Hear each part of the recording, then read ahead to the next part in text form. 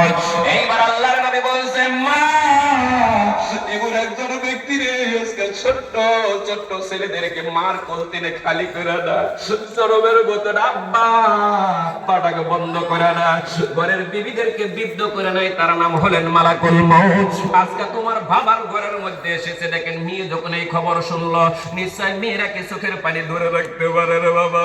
আল্লাহর নবীর মেয়ে মা কাঁদতে কাঁদতে বেহুশ জমিনের মধ্যে পড়লো।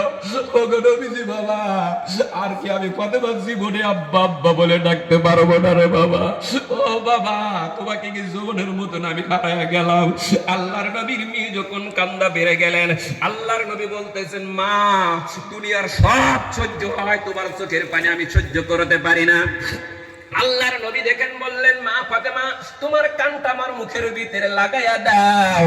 আল্লাহর নবীর কলিজার টুকরা মেয়ে যখন এবার নবীদের কানের মুখের ভিতরে লাগাইয়া দিলেন, লাগানোর সঙ্গে সঙ্গে নবীজি যখন মেয়েদের কানের ভিতরে কি জানি বলেছে, আল্লাহর নবীর কথা শোনার পর মা ফাতেমা কান্না বন্ধ করে দিয়েছে। এবার সাহাবীরা প্রশ্ন করে দিল ফাতেমা নবীজি কি বললার তুমি কান্না বন্ধ করে দিলেন? এবার বলতিলেন আমার বাবা বলেছে, আমার বাবা দুনিয়ায় তিনি চলে যাওয়ার পর সর্বপ্রথম আমি মা ফাতেমার সঙ্গে দিদার হয়ে যাব। বলেন সুবহানাল্লাহ, নারে তাকবীর। এই বন্ধুদের ভিতরে যারা মেয়ের বাবা আছেন রে, আপনাদের পায়ে ধরে বলছি বাবা এত বড় সৌভাগ্য নসিব, এত বড় সৌভাগ্য নসিব। আপনার যখন মৃত্যু যন্ত্রণা উঠে যাবে রে বাবা, মানুষ মৃত্যু যন্ত্রণা কালে তিনটি আকৃতি লক্ষণটা অনেক খারাপ। শুনবেন কি বাবাজি? এক নম্বর হলো বাবা প্রত্যেকটি মানুষের জন্য জানা দরকার, মানুষ মৃত্যু হওয়ার আগে কিছুগুলা মানুষ দেখেন জিহ্বায় কামড় দিয়ে দিয়ে দুনিয়ায় দিনে বিদায় হয় না বাবাজি।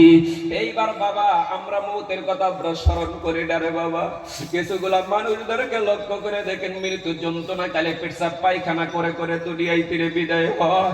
3 নম্বরে লক্ষ্য করে দেখবেন মানুষ হাত পাও বেঁকা করে করে চোখের পানি ঝরনার মতো ছেড়ে ছেড়ে মানুষ দুনিয়ায় দিনে বিদায় হয় না বাবাজি। ওই সময় যদি কিছুগুলা মেয়েদেরকে লক্ষ্য করে দেখবেন বাবার গলার মধ্যে গড় গড় করে গো, ওই সময় গড় গড়